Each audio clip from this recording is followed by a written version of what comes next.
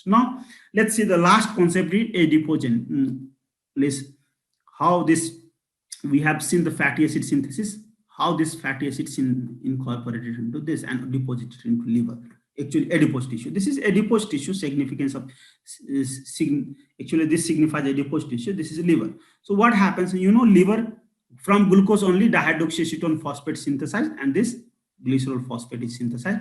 And in liver only this glucose can be synthesized into fatty acid. How it is synthesized into fatty acid we have seen. This is also we have seen. Now this fatty acid, 3 fatty acid will be added on this glycerol 3 phosphate. So this will become triacyl glycerol. This triacyl glycerol will form lipoprotein. We will see lipoprotein, how lipoprotein is formed in next, actually lipoprotein metabolism. It is coming. So actually protein, it will be loaded in protein. Okay, this triglyceride will be loaded in the protein, and this become VLDL. Now VLDL will go from blood. It will actually, this is how it is incorporated here. This triacyl glycerol will be incorporated like this, and this will be loaded in VLDL. VLDL will go into blood. From blood, it will reach adipose tissue, and it will release fatty acid. So we will talk about that. So source of fatty acid, generally liver synthesizes fatty acid.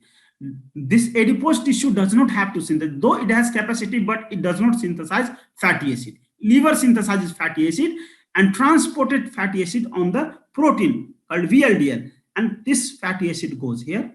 And you know, liver can easily synthesize this dihydroxyacetone phosphate and glycerol 3 phosphate to this triacyl glycerol fatty acid will be added, and this here actually synthesized here, actually adipose tissue fatty acid is synthesized here and deposited in adipocyte. This is the whole process of lipogenesis, from synthesis, fatty acid synthesis, to this triglyceride synthesis. This is the whole process of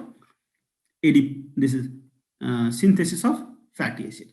So that if it breaks into this glycerol and fatty acid will go here, but glycerol, that result will again enter this what we call is liver, and liver has only capacity to convert this glycerol into glycerol 3 phosphate, because liver only has enzyme. This fatty adipose tissue does not have this enzyme, remember. And this is one, and this actually I've modified that, taken this picture from your Kaplan, but I have modified this picture so that to make you understand. I have added liver so that you will understanding, after looking at it only, you will understand the correlation between liver and adipose tissue. I have modified this picture my way.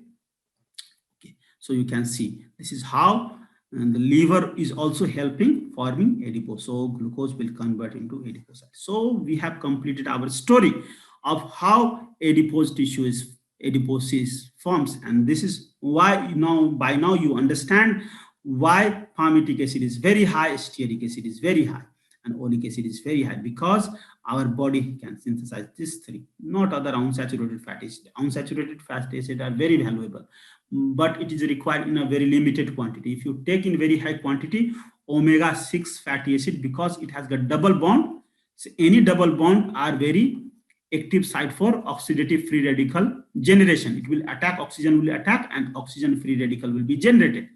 So